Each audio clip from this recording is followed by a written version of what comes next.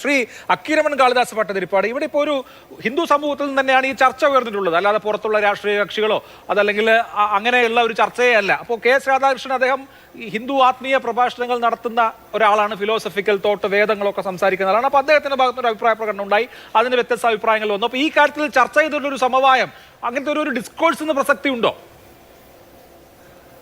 അല്ല, ഇന്നത്തെ നമ്മുടെ ചർച്ച തന്നെ ഞാൻ മനസ്സിലാക്കി ശബരിമല ഇപ്പോഴത്തെ പുതിയ തന്ത്രിയുടെ നിലപാടുകളെ കുറിച്ചാണല്ലോ പറയുന്നത്. അതാണല്ലോ ചർച്ച. ഞാൻ കേട്ടില്ല, അതുകൊണ്ട് പറയാം. അപ്പോ ശരിക്കും പറഞ്ഞാൽ ശബരിമല വിഷയത്തിൽ ശബരിമലയിലെ എല്ലാ തോന്നിവാസങ്ങൾക്കും കാരണം അവിടുത്തെ ഭരണ സംവിധാനത്തിന്റെ കുഴപ്പങ്ങളാണെന്നുള്ളത് സാമാന്യം അരിയാഹാരം കഴിക്കുന്നവർക്കൊക്കെ മനസ്സിലാവും. ഇതൊക്കെ ആരുടെയെങ്കിലും ശിരസിൽ കൊണ്ടുവെക്കുന്നതിൽ അർത്ഥമില്ല. ഈ തന്ത്രശാസ്ത്ര വിധി പ്രകാരം എന്നൊക്കെ പറഞ്ഞാൽ അതൊരു കാലത്തോട് നടന്നുകൊണ്ടിരിക്കുന്ന ഒരു പ്രതിഭാസമല്ലേ. ഇതിനെ നമ്മൾ തന്നെ മാറ്റിക്കുറിക്കണം എന്നൊക്കെ പറഞ്ഞ് നമ്മളല്ലല്ലോ ചെയ്യേണ്ടത്, സമൂഹമല്ലേ. അപ്പൊ അതുകൊണ്ട് നിലവിലുള്ള വിശ്വാസ പ്രമാണങ്ങൾ അനുസരിച്ച് താന്ത്രിക അധികാരങ്ങൾ എന്ന് പറയുന്നത് ആ പ്രാണപ്രതിഷ്ഠ ചെയ്തത് ശരിക്കും ഭൗതികമല്ല, ആത്മീയ തലമാണ് ക്ഷേത്രങ്ങൾക്കുള്ളത്. മറ്റു ദേവാലയങ്ങളിലൊക്കെ നമ്മുടെ സഹോദരന്മാര് അവരുടെ ഡെഡ് ബോഡി വരെ അവിടെ കൊണ്ടുപോകുന്ന ഒരു സിസ്റ്റമാണ്.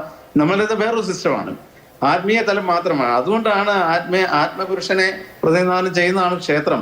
ഒരു മനുഷ്യ സമൂഹത്തിന് സംസ്കാരം ഉണ്ടാക്കി കൊടുക്കാൻ വേണ്ടിയാണ് ക്ഷേത്രത്തിന്റെ നിർമ്മാണം മുഴുവൻ. അത് ചുമ്മാതെ ഈ കാലാകാലങ്ങളായിട്ട് അറിവില്ലായ്മയാണ് നമ്മുടെ സമൂഹത്തിലുള്ള ഏറ്റവും വലിയ പ്രശ്നം. കാലാകാലങ്ങളിൽ അവിടെ നടന്നിരുന്ന കാര്യങ്ങളെ കുറിച്ച് പറഞ്ഞ് ജനത്തിനെ ബോധ്യപ്പെടുത്താൻ കഴിയാത്തതിന്റെ ശിക്ഷയാണ് ഇപ്പൊ അനുഭവിക്കുന്നത്. കാരണം ഇത് ഏതാണ്ട് അനാചാരമാണ്, കുറെ ആൾക്കാരുടെ അധികാരമാണ് എന്നൊക്കെയാണ്. ഒരു ആൾക്കൂട്ടം, ഇപ്പൊ ഞാൻ പറയട്ടെ, ഈ ബ്രാഹ്മണ സമൂഹം ഈ കേരളത്തിലെ ഏറ്റവും കൂടുതൽ ജനസംഖ്യയുള്ള ഒരു പ്രസ്ഥാനമായിരുന്നെങ്കിൽ ഈ ചർച്ചകളൊന്നും ഇങ്ങനെ പോവുകയല്ല, യാതൊരു സംശയമില്ല. പക്ഷെ ഞാൻ പറയാൻ ആഗ്രഹിച്ചത് ന്യായവും നീതിയും ധർമ്മവുമാണ് വിജയിക്കേണ്ടത്.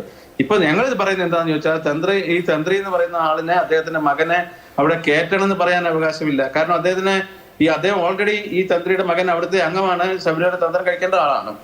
ആ നിലയ്ക്ക് അദ്ദേഹം കത്ത് കൊടുത്തത് എന്തിനാന്ന് എനിക്ക് മനസ്സിലാവുന്നില്ല. പിന്നെ തന്ത്രി ആ ആചാര്യന് അദ്ദേഹത്തിന്റെ ഭാഗത്ത് എന്തെങ്കിലും കേസോ മറ്റു വിഷയങ്ങളോ ഉണ്ടെങ്കിൽ അത് പരിഹരിക്കട്ടെ, അത് പരിഹരിച്ച് കഴിഞ്ഞിട്ട് അതിനെ കുറിച്ച് ചിന്തിക്കുക. ഇതൊക്കെയാണ് യാഥാർത്ഥ്യം.